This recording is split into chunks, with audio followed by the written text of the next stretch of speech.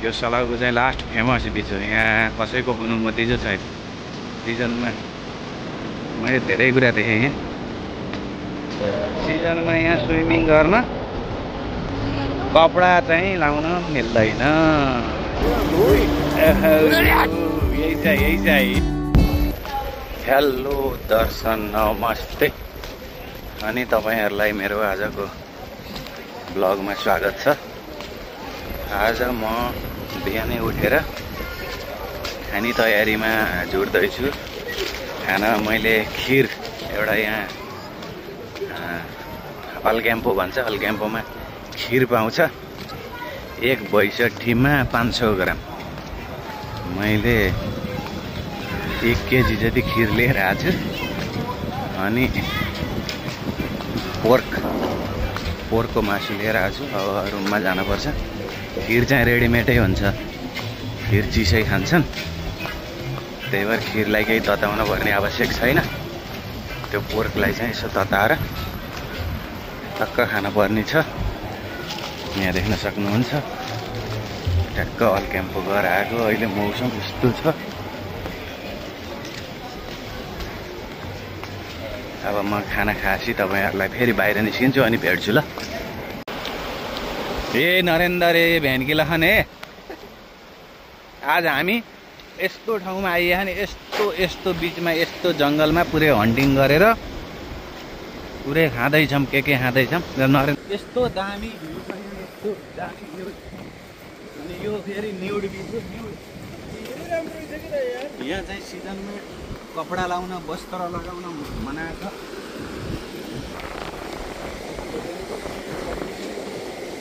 कहाँ देखाएको छ?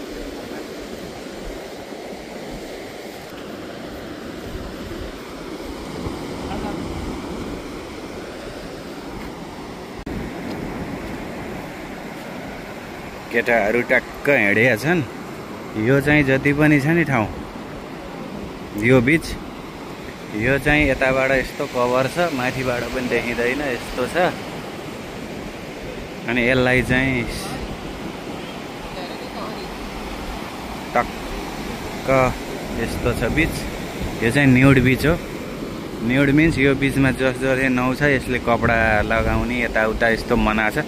लगाउँछन् कसैले, तर धेरै जसले कपडा नलाइकन। यो नामै न्युड बीच हो के।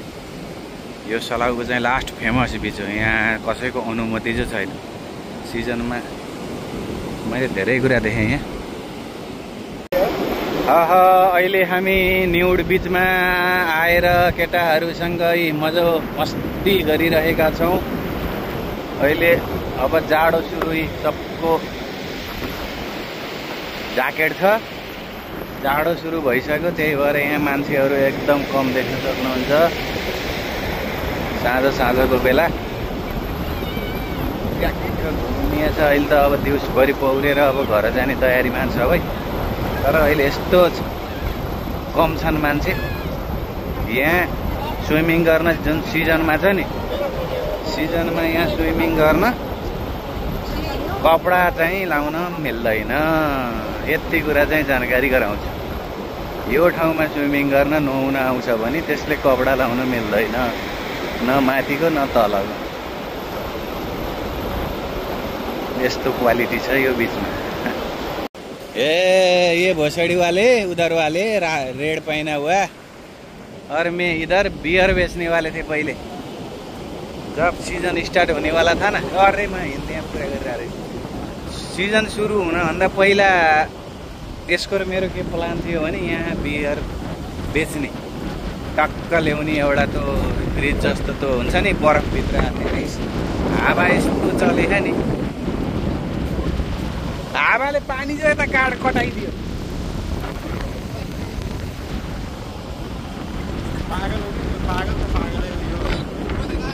अनि बियर बेच्ने कुरो थियो। फेरि हामी फेरि दोस्रो दिनबाट फेरि काममा गयो।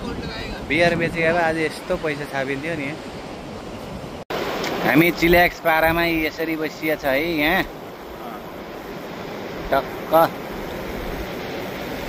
यस्तो छ मौसम। सरक्क यसरी बसिया छ। नरेन्द्र भन्ने मान्छे कालो कालो भयो नि, क्यामेराले मात्रै यो अलिकति राम्रो देखिए, नत्र यो मान्छे त एउटा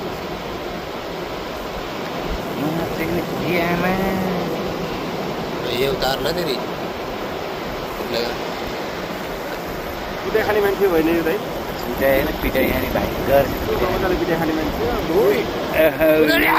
यही छ है साइको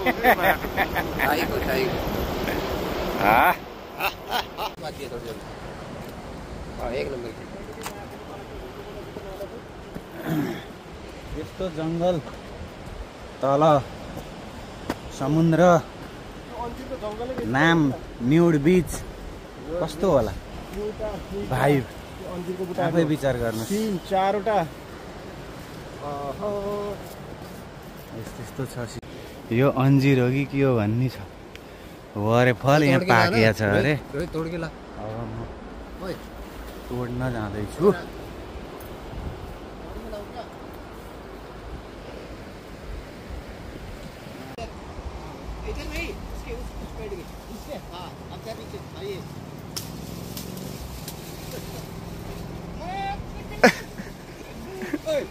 ये मेरे को दे हो त्यो आधा पाक्यो हो